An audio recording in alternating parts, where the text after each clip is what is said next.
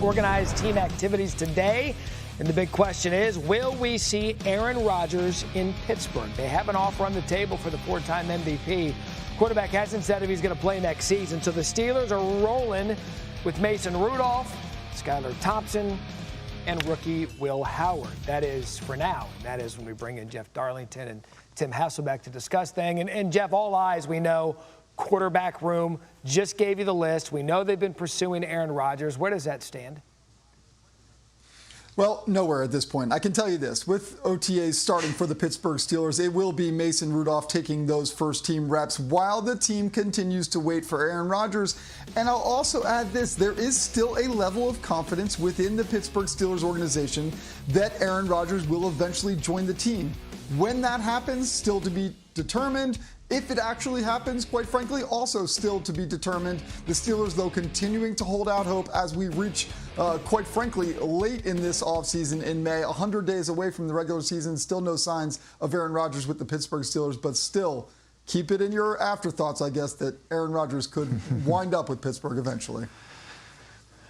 Yeah, it just seems like Aaron's played a long time in this league, whether he was still in Green Bay or, as this kind of this free agent with an impending signing. Look, we're in May, and I think guys that are, quarterbacks that have been playing in the league for decades, they're in no real hurry. They'll show up at training camp, and yeah, it will be a new system, but he's been around long enough. So I think there's kind of confidence probably from Aaron's perspective that he doesn't need to be in a hurry. And I would even say probably from the team's perspective that they can feel that same way. So, Jeff, I just would agree with you. I don't think that the urgency that many fans and maybe even some other younger players feel, in early May, I don't think Aaron Rodgers or the Steelers necessarily feel that way. Look, would it be great to have him there? Sure. But is it a must-have this time of year? I think it's far from that. Yeah, there's nobody to say he's not doing stuff off the field to prepare himself for an upcoming season, if in fact he's going to play, which, as Darlington alluded to, we don't know if he's even going to play football next year. Speaking of quarterback quandary, the Browns, they begin OTAs today. They've got 4 guys in their quarterback room. That, of course, includes Shedeur Sanders. That doesn't count the injured Deshaun Watson. So, Hasselbeck, what are the challenges that come with managing a quarterback room of that size?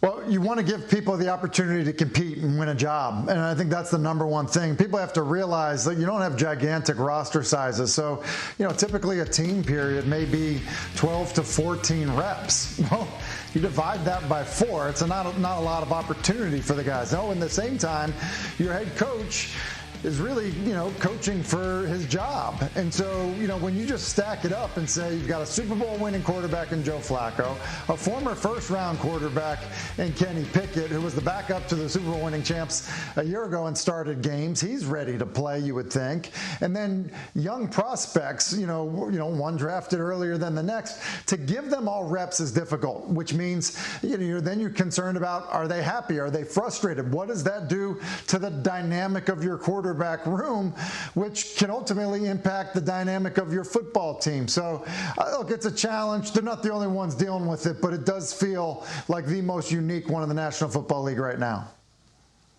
You're absolutely right. This is one of the more understated and complicated components to drafting multiple players and adding free agents.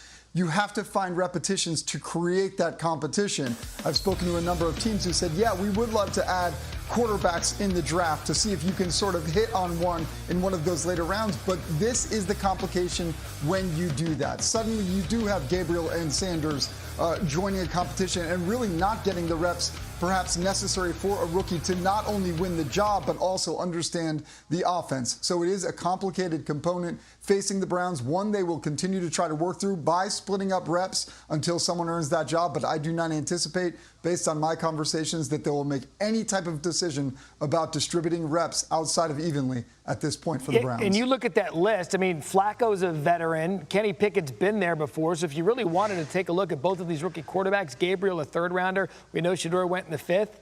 OTAs and minicamp might be a good time to do that before we arrive at training camp in July. We'll arrive back with you gentlemen in just only 100 days until the opener. So players gearing up for OTAs, and we are keeping it 100. Jeff Darlington and Tim Hasselbeck. I initially fought against this segment because I'm against countdowns to football season because I want to enjoy my summer, but here we are. It's 100 days. It's a nice, clean number, so we're going to play along. Tim, we're going to give you benchmarks, and each of you get to answer the question. We're going to start with you. Who will be the quarterback with 100 completions first? I'm going with Tua Tagovailoa, and partly because just the style of their offense. They get the ball out quickly. They obviously, have really talented wide receivers is the reason they do it. And you go back 2 years ago, Tua had 560 completions. He's usually one of these guys that kind of hovers right around 70% completion percentage. So I guess this is outside the box a little bit, but I think Tua is going to get there because of that style of offense.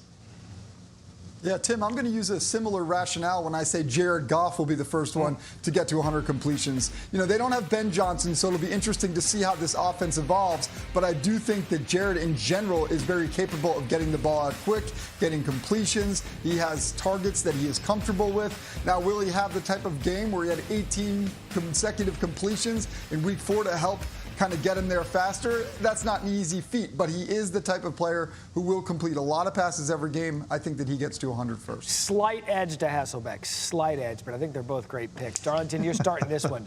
Who's going to be the first wide receiver with 100 catches? Well, I'm going to take a little bit of a left turn here and say Malik Neighbors. And I understand that might not be the obvious choice, but he is a player who got there so fast as a rookie. And I think that he is going to continue to grow and evolve, especially with a new experienced quarterback under center for him. So I get it. It's probably not the most conventional choice, but I do think Malik Neighbors has proven that he belongs in this league. He was probably the best rookie amongst a very deep class of wide receivers. And I think he's going to continue to grow next year as well. And for me, I'm going Jamar Chase. I struggled when I'm looking at it and saying, look, you got to fight for opportunities. There's a good complementary, if not number one receiver opposite him. That being said, there's a contract year for the wide receivers in Cincinnati, and he still caught 127 balls. So, look, I think when it matters the most, when it's in crunch time, Joe Burrow is looking for Jamar Chase. And so one of the most talented guys in the league, I'm going to say that it's Chase. Only 10 receivers last year in the league had 100 receptions. Both of those good choices. Hasselbeck, you're back up. Who's going to be the first running back, not carries, the first running back with 100 touches? We're on Saquon Barkley. He touched the football over 370 times last year. And when you think about the change at offensive coordinator for the Eagles, you're under a lot of pressure. And one of the things you do when you're a lot of pressure is you just get the ball to your playmakers. Well, look, the reality is the playmaker in Philadelphia is Saquon Barkley. So I think they're going to feed him early and often. I don't think it's about saving him throughout the year. I think he's well over, 350 touches again this season. Yeah, I could try to get cute here and disagree and try to pick someone else. For the sake of creativity, I just can't do it. Saquon Barkley is that guy. The Eagles found their recipe to success. They will not steer away from it. And quite frankly, maybe the fact that the tush push remains a legal play will reduce some of those touchdowns, but I don't think it reduces the number of touches. Saquon Barkley is still the first to get to 100. Yeah, there's something obvious, and Saquon is obviously that one for that category. Darlington, sticking with you, who's going to be the first player with 100 tackles?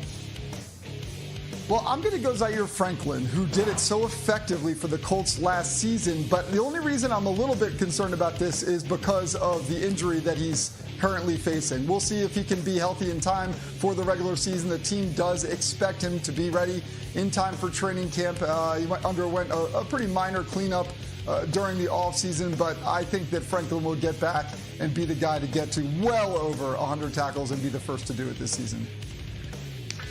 Yeah, and I'm going Robert Spillane. Some of these, not household names necessarily when you get to this point, but Spillane has had, over 140 tackles each of the last 2 seasons.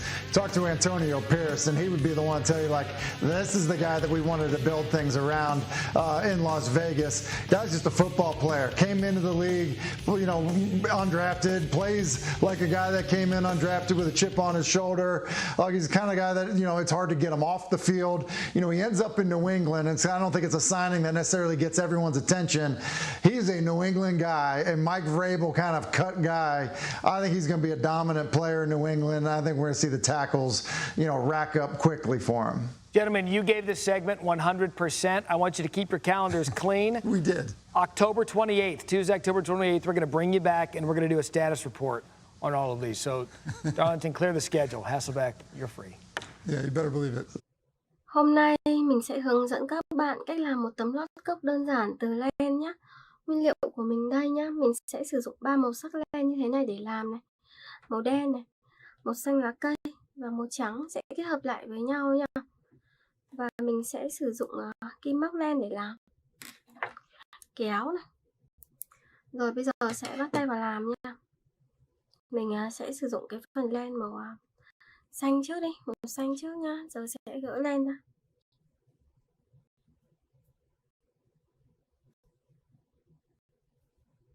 Đây, cái đầu len này. Đầu tiên thì mình sẽ móc một cái hình tròn nha mọi người. Đây, móc một cái hình tròn.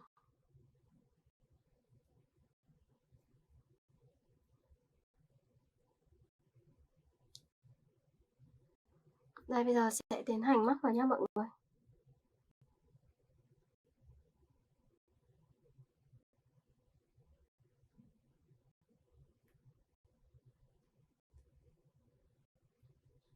Đây, móc vào.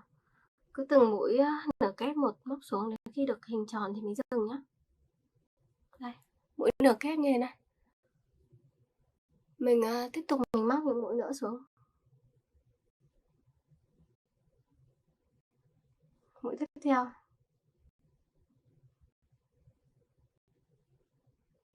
Đấy, mình móc lần lượt xuống.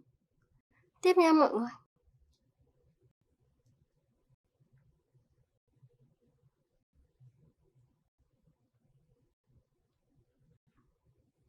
Mũi nữa này.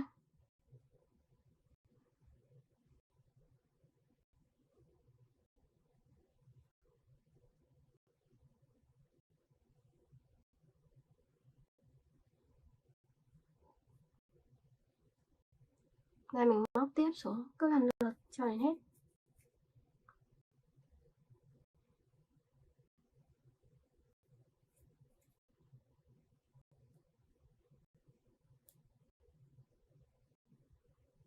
Rồi, móc tiếp xuống nữa, cứ luân phiên cho đến hết.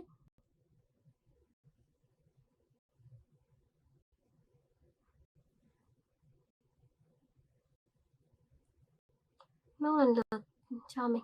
Tiếp nha. Đây, mũi tiếp.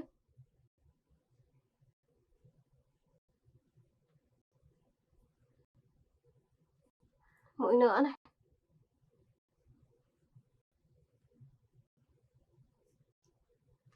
Bây giờ sẽ móc nối vào đây và siết dây.